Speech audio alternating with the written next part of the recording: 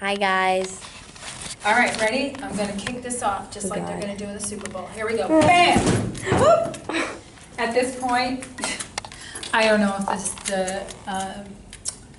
if the Patriots are in the Super Bowl right now, because I'll find out tomorrow. But you watching this will know. I hope it's the Patriots. Okay, so we are going to do a test review on inequalities. I have, I believe, 6 examples here for what your test is on. It's going to start out with the basics, okay? So we have the first one, x plus 5 is greater than 8. Okay, if you want to draw that line, you can, so that you know this is the left, this is the right. What is happening to x? 5 is being added to it, so I always need to get my x alone. So I'm going to have x is greater, 8 minus 5. The signs are opposite. Subtract, take the sign of the bigger number. So x is greater than 3. On a number line, 0, 3. It's an open circle because there's no line under it. If x is greater than 3, all my answers are greater than 3. This means that I can take any number here. Let's say I go with this number, that's probably about 10. Is 10 greater than 3? Yes. Okay? Example 2, don't freak out because it's a fraction. I'm going to draw your line to divide left and right. What is happening to h? It is being subtracted by 1.5. The opposite is add by 1.5. Whatever you do to one side, you have to do to the other. That will cancel. H is greater than or equal to 5 plus 1.5 is 6.5. Okay, how do I graph that? 0, 6, 7. Oops. 7. Right in the middle of 6 and 7 is 6.5. It's a closed circle because it's greater than or equal to.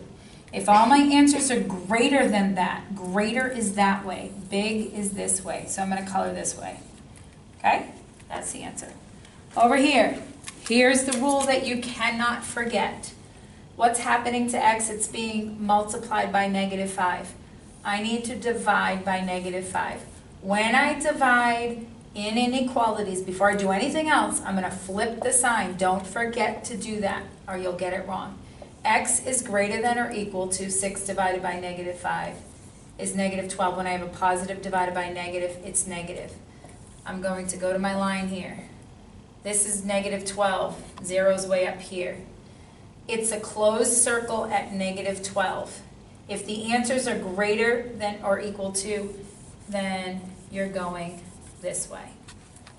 Example 4, -x over 10 is less than or equal to 3. Well, you know that there's always a 1 there. So this is like saying -1/10 x is less than or equal to 3.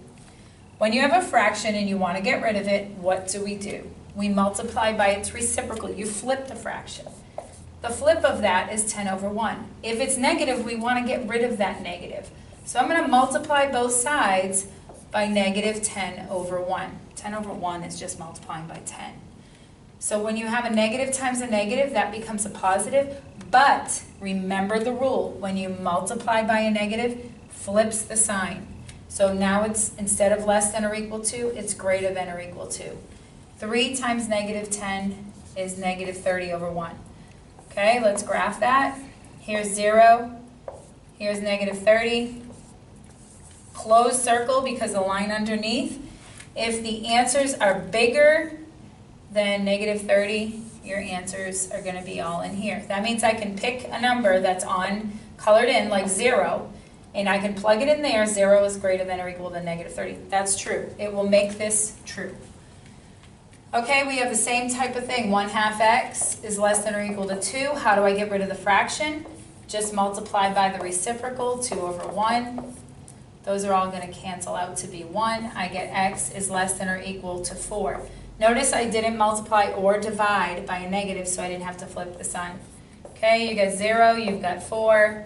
It's colored in because of this line, and x is less than. Last one, these are the hardest ones. Okay, 5x minus 9 is greater than or equal to 2 times x plus 6. What do I need to do? I need to distribute, and I need to combine like terms.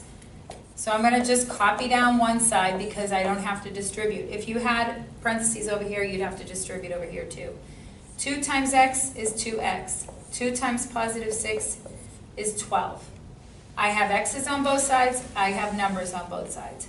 Let's bring the x over here and the numbers over there. Okay, so how can I get rid of 2x? I'm going to subtract 2x to combine it with my 5x. That becomes 3x minus 9 greater than or equal to 12. 12 is positive. Okay, I'm still trying to get x by itself, so I'm going to get rid of the junk that's with it, which is adding a 9. Then I get 3x greater than or equal to 9 plus 12, they're both positive, is 21. Finally, to get x alone, I need to divide by 3, x is greater than or equal to 7. I'm not going to graph that, it should be a closed circle at 7 going to the right. Okay, good luck studying for your test tomorrow. Bye.